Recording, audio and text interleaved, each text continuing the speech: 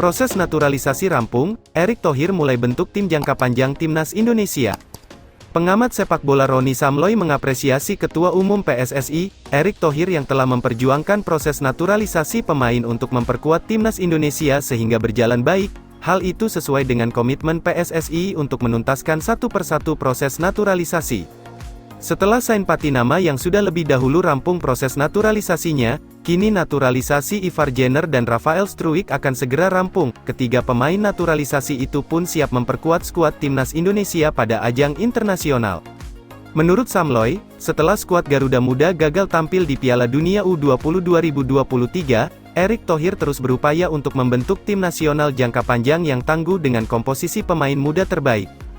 Salah satu komitmen Erick Thohir yakni membentuk timnas tangguh yang diperkuat pemain-pemain muda yang mumpuni dari aspek antropometri, fisik, skill dan militansi di lapangan merupakan dambaan atau harapan seluruh masyarakat pencinta sepak bola di tanah air, kata Roni Samloy kepada wartawan, Selasa, tanggal 9 Mei tahun 2023. Dikatakan Samloy, komposisi pemain naturalisasi itu akan memperkuat tim asuhan Shin Tae-yong dalam ajang internasional, seperti FIFA Matchday, Asian Games, kualifikasi Piala Dunia 2026, dan Piala AFC. Dengan adanya komposisi pemain terbaik, lanjut Samloy, mampu menjawab harapan masyarakat pecinta sepak bola Indonesia yang sudah lama menanti lahirnya pemain-pemain muda berkualitas. Sudah sejak lama masyarakat pencinta sepak bola mengharapkan lahir timnas tangguh yang materinya berisi pemain-pemain muda hasil kompetisi nasional maupun regional dan internasional, ujarnya. Samloy pun mendukung langkah-langkah Erick Thohir yang memprioritaskan pemain-pemain dengan usia di bawah 20 tahun untuk dinaturalisasi. Hal ini agar mendukung komitmen besar mantan bos Inter Milan itu membentuk timnas tangguh yang dihuni pemain-pemain muda berkualitas. Sebaiknya naturalisasi pemain tak hanya untuk pemain U20 tapi juga untuk U17 sebagai bagian dari upaya membentuk kerangka timnas Indonesia yang tangguh di masa mendatang, ucapnya. Erick Thohir diminta tak ragu lakukan naturalisasi. Bahkan, Samloy pun menyarankan agar Erick Thohir tidak ragu melakukan langkah naturalisasi jika tujuannya baik untuk timnas Indonesia ke depan. Ia mencontohkan beberapa negara Eropa yang pernah memenangkan Piala Dunia seperti Jerman, Prancis, Inggris hingga Italia yang masih melakukan naturalisasi pemain. Jangan ragu melakukan naturalisasi jika tujuannya baik dan sepak bola modern tak dapat menutup mata dengan naturalisasi. Jerman, Italia, Prancis adalah negara-negara yang kuat tradisi di sepak bola masih membuka lebar-lebar pintu naturalisasi, jelasnya. Sebagaimana diketahui, Erick Thohir menegaskan PSSI berkomitmen besar untuk membentuk timnas Indonesia yang tangguh dengan komposisi pemain muda terbaik. Meskipun gagal tampil di Piala Dunia U20 2023, namun proyek pembinaan jangka panjang pemain U20 terus dilanjutkan.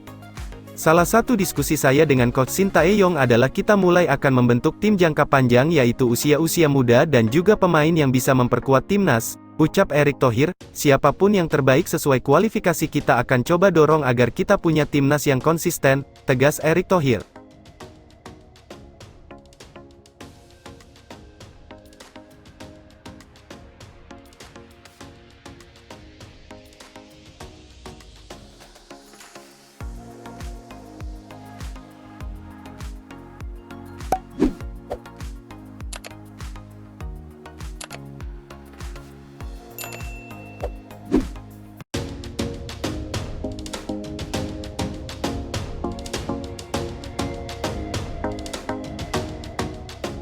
Kata Beckham putra usai jadi pahlawan kemenangan Timnas U22 Indonesia atas Kamboja.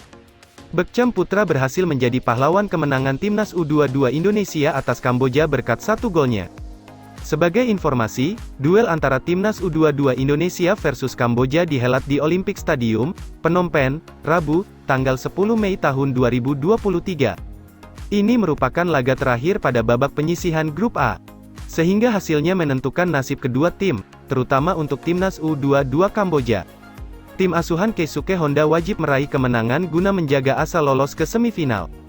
Namun, Timnas U22 Indonesia justru mampu unggul terlebih dahulu. Gol pembuka skuad Garuda Muda dicetak oleh Titan Agung pada menit ke-10.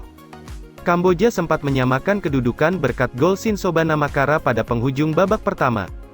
Skor 1-1 bertahan hingga jeda. Timnas U22 Indonesia lalu berhasil mencetak satu gol pada babak kedua. Gol tersebut lahir pada menit ke-52, dalam hal ini, Beckham Putra menjadi aktor utamanya. Pemain Persib Bandung itu mencetak gol cantik dengan melewati beberapa pemain Kamboja sebelum melepaskan tendangan yang menghujam gawang lawan. Skor 2-1 untuk Timnas U22 Indonesia bertahan hingga pertandingan berakhir. Setelah laga, Beckham Putra mengaku bersyukur karena bisa membantu Timnas U22 Indonesia melanjutkan tren positifnya dengan meraih kemenangan. Seperti yang diketahui, tim asuhan Indra Syafri sebelumnya mencatatkan 3 kemenangan beruntun. Hasil tersebut sekaligus membuat Beckham semakin percaya diri menatap laga semifinal SEA Games 2023. Alhamdulillah bersyukur kita dapat meraih hasil maksimal di grup ini. Dari laga pertama sampai laga terakhir yang lawan Kamboja tadi. Sebetulnya itu menjadi modal yang bagus buat di semifinal nanti. Dan kami siap menghadapi siapapun lawannya nanti, kata Beckham. Lebih lanjut, Beckham mengaku tak tertekan meski bermain di hadapan supporter lawan. Hal itu didasari dari keinginan Beckham membayar kepercayaan yang telah diberikan Indra Syafri. Ya, karena saya mendapat kepercayaan lebih dari coach, dan Beckham harus membuktikan itu. Dan alhamdulillah Beckham bisa membuktikan itu karena bisa bermain lepas dan enjoy. Karena mungkin di Indonesia juga sering supporter full, jadi anggap aja itu show Beckham, tuturnya.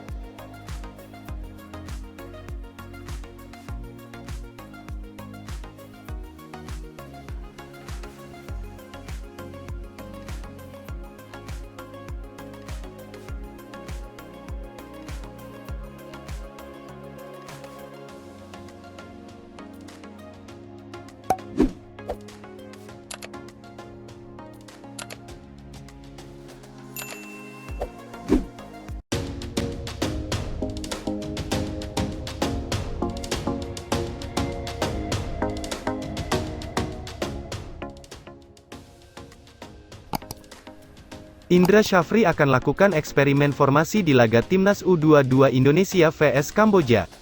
Pelatih Timnas U22 Indonesia, Indra Syafri, akan melakukan eksperimen formasi dalam laga melawan Kamboja.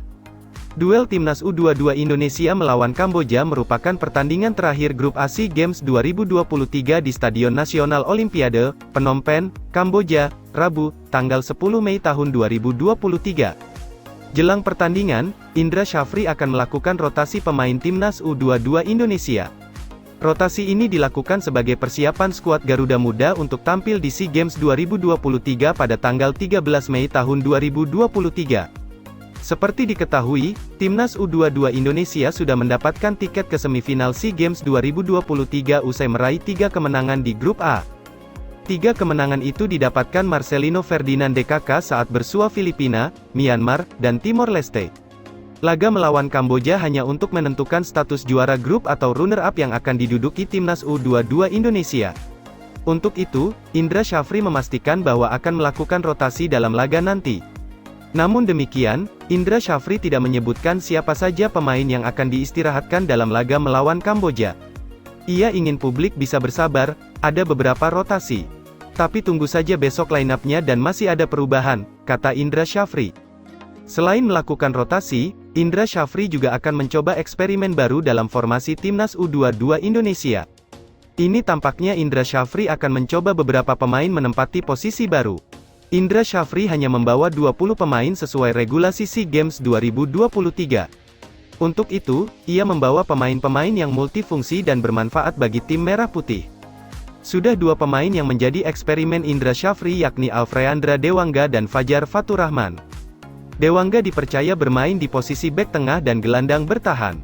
Sementara Fajar bisa bermain di posisi penyerang sayap dan juga bek sayap. Menarik, siapa pemain yang akan menjadi eksperimen terbaru Indra Syafri? Cara main juga kami akan coba memodifikasi karena pemain yang kami bawa hanya 20 pemain.